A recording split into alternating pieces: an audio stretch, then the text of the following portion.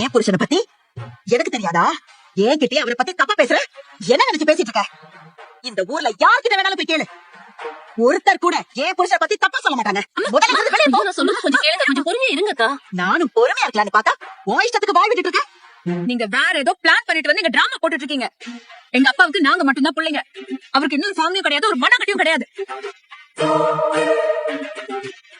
பல வருஷம் எங்க அப்பா கத்தார்ல வேலை பார்த்திருக்காரு. அது எப்படியோ நீங்க தெரிஞ்சுக்கிட்டு நாங்க அவரோட குடும்பம் கத்தார்ல நாங்க ஒன்னா இருந்தோன்னு மனசாட்சியும் இல்லாம அசிங்கமா போய் சொல்லிட்டு இருக்கீங்க. எங்க அப்பாவை பத்தி எங்களுக்கு தெரியாதா? வெளியே போங்க நீங்க முதல்ல. இல்லம்மா, அந்த மனுஷன் உயிரோட இல்லைன்னதோ இஷ்டத்துக்கு அடிச்சு விடுறீங்க. முதல்ல இங்க இருந்து கிளம்புங்கன்றல, கிளம்புங்க. இல்லன்னா நானே போலீஸை கூப்பிட்டு உங்களால வெறுக்கிற மாதிரி ஆயிடும். வெளியே போங்க. சிஸ்டர், போலீஸை கூப்பிடுவீங்களா? நான் கூப்பிட்டாலும் போலீஸ் வரும். எங்களுக்கு எந்த கவலையும் இல்ல. நாங்க அவரோட பசங்கன்றதுக்கு என்கிட்ட எல்லா ப்ரூஃபும் இருக்கு. போலீஸை நான் கூப்பிடுவா? டேய் நீ சும்மா இருடா. நாம ஒண்ணும் சண்டை போட வரல, புரியுதா? உங்க எல்லாரையுமே எனக்கு தெரியும்.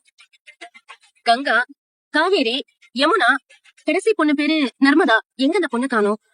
உங்க எல்லா போட்டோவையும் அவர் எனக்கு காட்டியிருக்காரு, நிறைய பேசிருக்காரு.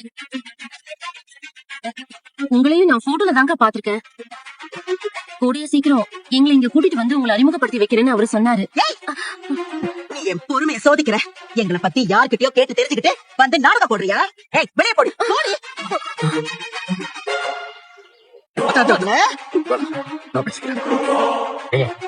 நீங்க இப்படி திடீர்னு வந்து அவரோட செகண்ட் வைஃப்னு சொல்றீங்க. ஹலோ பிரதர், ஏதோ நீங்களும் ஒரு குடும்பம் சொல்லி ப்ரூஃப் வச்சிருக்கேன்னு சொன்னீங்கல்ல, அந்த ப்ரூஃப் காட்டுங்க பாப்போம். ஒரு நிமிஷம் இந்தாங்க. பாருங்க.